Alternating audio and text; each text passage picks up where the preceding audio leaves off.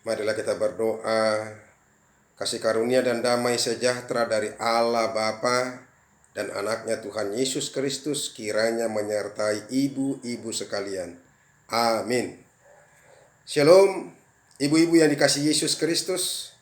Di tengah-tengah tekanan yang masih tetap juga terjadi dalam kehidupan kita sampai hari ini karena COVID-19 ini, dan di tengah-tengah kerinduan kita untuk memuji memuliakan nama Tuhan, untuk bersekutu bersama dengan Tuhan, dan juga di tengah-tengah kerinduan kita bersama-sama bersekutu bersama dengan teman-teman kita sekalian, kita masih mau disapa oleh firman Tuhan yang menjadi kekuatan dalam kehidupan kita. Ibu-ibu sekalian, firman Tuhan yang menjadi renungan, menjadi PHD bagi kita, yaitu yang terambil dari Mazmur pasal yang ke-142, dimulai dari ayat yang pertama sampai ayat yang ke-8. Demikianlah firman Tuhan. Nyanyian pengajaran Daud ketika ia ada di dalam gua. Suatu doa. Dengan nyaring aku berseru kepada Tuhan. Dengan nyaring aku memohon kepada Tuhan. Aku mencurahkan keluhanku di hadapannya. Kesesakanku kuberitahukan ke hadapannya. Semangatku lemah lesu di dalam diriku. Engkaulah yang mengetahui jalanku. Di jalan yang harus kutempuh. Dengan sembunyi mereka memasang jerat terhadap aku. Pandanglah ke kanan dan lihatlah, tidak ada seorang pun yang menghiraukan aku. Tempat pelarian bagiku telah hilang, tidak ada seorang pun yang mencari aku. Aku berseru kepadamu, ya Tuhan, kataku, Engkaulah tempat perlindunganku, bagianku di negeri orang-orang hidup. Perhatikanlah teriakku, sebab aku telah menjadi sangat lemah. Lepaskanlah aku daripada orang-orang yang mengejar aku, sebab mereka terlalu kuat bagiku. Keluarkanlah aku dari dalam penjara untuk memuji namamu. Orang-orang yang benar akan mengelilingi aku apabila engkau berbuat baik kepadaku. Demikianlah firman Tuhan. Ibu-ibu yang dikasihi Yesus Kristus, ibu-ibu yang selalu diberkati Tuhan, firman Tuhan bagi kita hari ini ingin bercerita tentang ketika pemazmur mengalami pergumulan, ketika pemazmur mengalami persoalan, ketika dia dikejar-kejar dan tidak ada tempat lagi buat dia untuk lari atau melarikan diri dari musuhnya. Ada begitu banyak musuh-musuh yang ingin mengancam dia. Ada begitu banyak orang-orang yang membenci dia dan yang membuat kerajaan dari dia. Sebenarnya ketika itu dia masih belum dilantik menjadi raja, tetapi ketika itu Saul yang sudah roh Allah undur daripadanya sudah membenci dia, sangat membenci dia, karena ketika itu Daud sudah betul-betul dialu-alukan dan dia akan diangkat menjadi raja, ya. Dan ketika itu makanya bencilah Saul dan begitu banyak orang juga kepadanya. Oleh karena itu, Bapak, Ibu-ibu, saudara-saudaraku yang dikasihi Yesus Kristus, apakah yang mau kita lihat dari firman Tuhan, dari renungan ini, yang boleh kita ambil menjadi renungan juga buat kita, saudara-saudara. Apalagi ketika kita mengalami pergumulan, ketika kita mengalami persoalan, ketika tidak ada lagi jalan keluar yang kita rasakan. Apa yang harus kita lakukan sebagai orang yang percaya? Oleh karena itu, ada beberapa hal yang harus kita renungkan dari firman Tuhan, dari yang kita bacakan ini. Yang pertama, mari meneladani Daud. Apa yang perlu kita teladani tentang Daud di sini? Dia datang kepada Tuhan ketika dia mengalami pergumulan. Dia mencurahkan segala suka dukanya kepada Tuhan.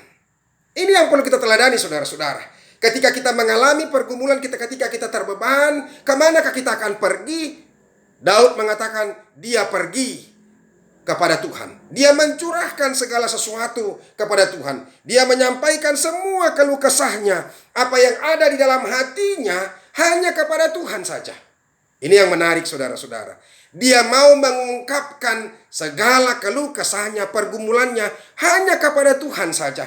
Karena dia tahu Tuhan bukakan jalan bagi dia untuk menghadapi semua pergumulan. Karena dia tahu hanya Tuhan saja yang sanggup melepaskan dia daripada pergumulan kehidupan. Ini yang mau kita teladani, saudara-saudara, apalagi kepada ibu-ibu, saudara, ibu-ibu sekalian nanti. Bila kita tersesat dan tidak tahu lagi apa yang akan kita lakukan, maka firman Tuhan ini, Daud pemazmur mengingatkan kita, datanglah kepada Tuhan maka dia akan membukakan jalan dalam ketersesakan kita.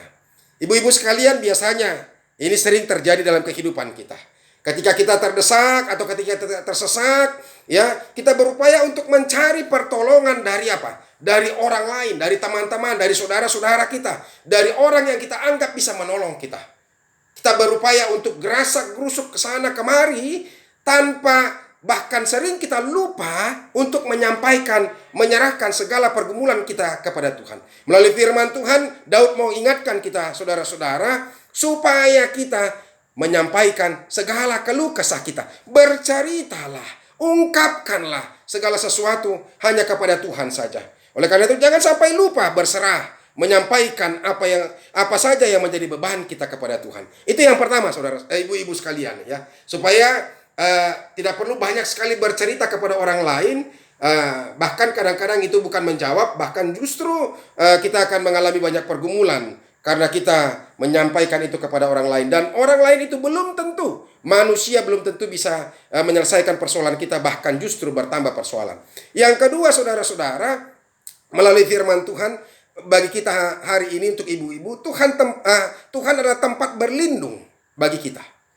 Tuhan adalah tempat berlindung bagi orang yang tersesat.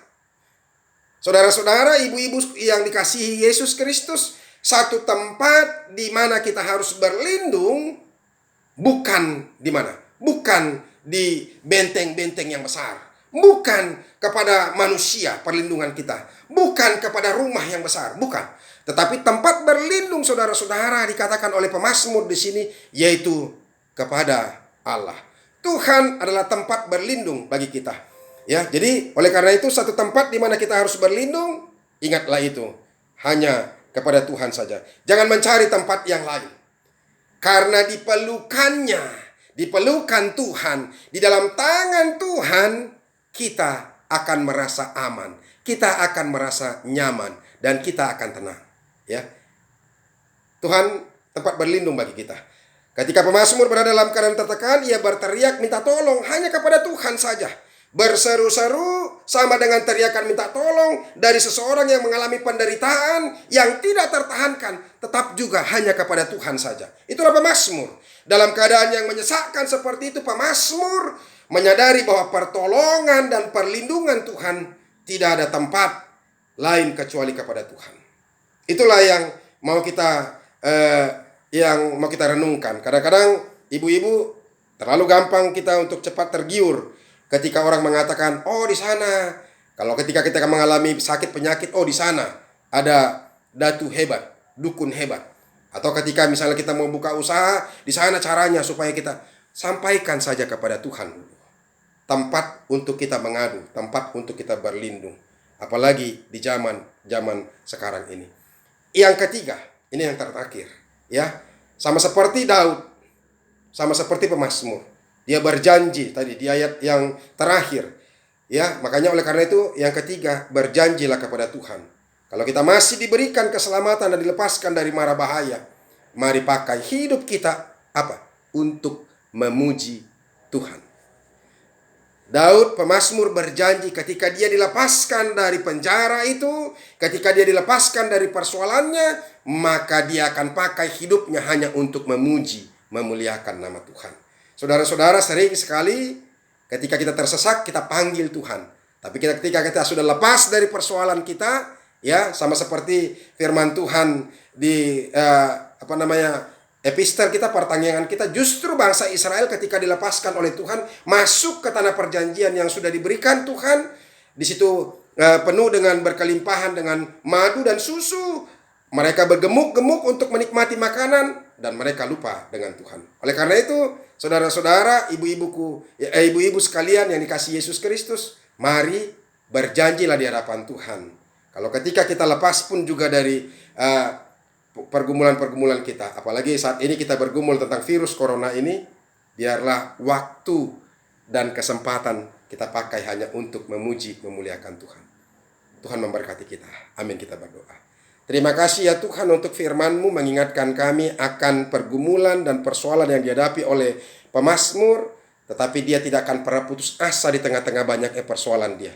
Tapi dia datang ke hadapan Tuhan, justru dia meminta perlindungan, meminta pertolongan hanya kepada Tuhan saja. Karena dia tahu hanya Tuhan yang sanggup menolong dan memberikan jalan kepadanya.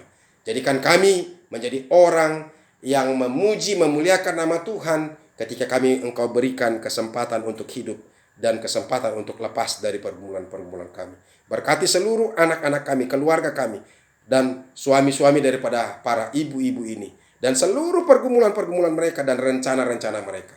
Tuhan yang menyertai. Terima kasih Yesus. Amin.